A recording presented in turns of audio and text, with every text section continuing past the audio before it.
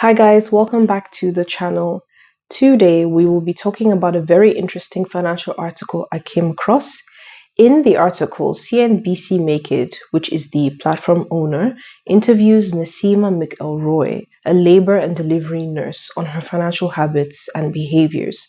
She's quite successful financially, but she did reveal that when she was younger, starting off on her financial journey, she fell as well for the idea that property investing is a straightforward, surefire way to building wealth and riches. And this got me thinking about my own story. I have been a property investor for some time now. I got my very first big girl job at the age of 22, and I remember thinking the first thing I want to do with my salary is invest in property. Like Nasima, the lady I just showed you guys, I believe that property investing was a straightforward way to being financially stable, but boy, did I underestimate this. I've owned some property throughout the years, and there was one particular one that almost financially wrecked me, and I want to share that with you guys today.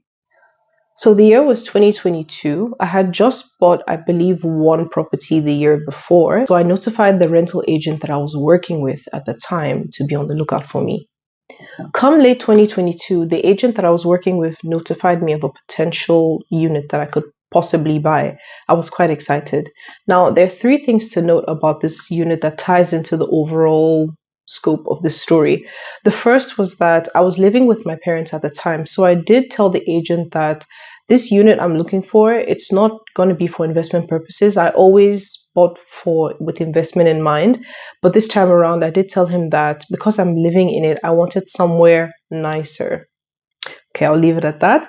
The second point was that the property unit I decided to go for was not part of an existing development, meaning that it was a newly constructed build.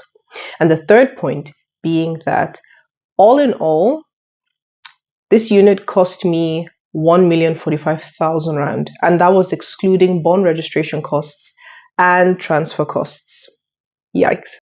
I wanted to outline those three things because they were signs of impending doom and I was not even aware. This mess came with some tough lessons that I learned along the way, and I wanted to share that with you guys today. So hopefully you avoid it.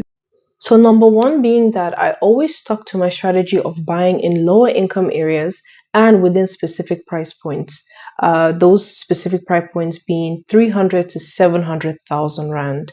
I did not do that here, and I paid for that dearly. So the main lesson here I would say is do not buy over market value. Worst case scenario, buy at market value, but never over market value. The price for this unit that I bought was very far from what I usually deem acceptable when buying property. The area of the unit was fast growing, it was fairly central, and there was a lot of development potential still. But I found that 1,045,000 Rand for a one bedroom apartment that could easily be mistaken for a studio, God knows it was studio sized, was completely unacceptable. Take time to be informed, I would say. Use resources like the CMA, Comparative Market Analysis Report, available via Lightstone. These reports contain historical data regarding purchase prices in the area that you're considering buying. So that way you better understand what is an overpriced unit or perhaps a well-priced unit. Lightstone also has a variety of other reports and resources and tools that you could utilize. You do have to pay a price for them, but I feel that they bring so much value. I don't mind. Such resources help you become more empowered when you are wanting to buy. Do not be an uninformed purchaser. So on to lesson two. When buying, I always bought from an investment perspective, but with this unit, I deviated from this. So remember I had mentioned earlier that this unit was a unit that I would want to live in. I found that this messed me up. Immediately, as soon as I said that, or I set my mind to the fact that I would be living there, I found that I was being more open to stretching my budget a bit because I'd be living there. And the stupid thing was, halfway through the buying process, I realized I actually don't want to live there. I actually wanted to rent it out. So the actual lesson here being to crunch your numbers. Know your comfort zone and do not leave it. Do not let emotional thinking override your decision-making process. Stick to your budget, whether buying for investment purposes or primary resident purposes. For example, if the top end of your budget is 600,000 Rand, aim to purchase something in the 550 to 580,000 Rand range. So you have some sort of wiggle room. What happens if interest rates increases?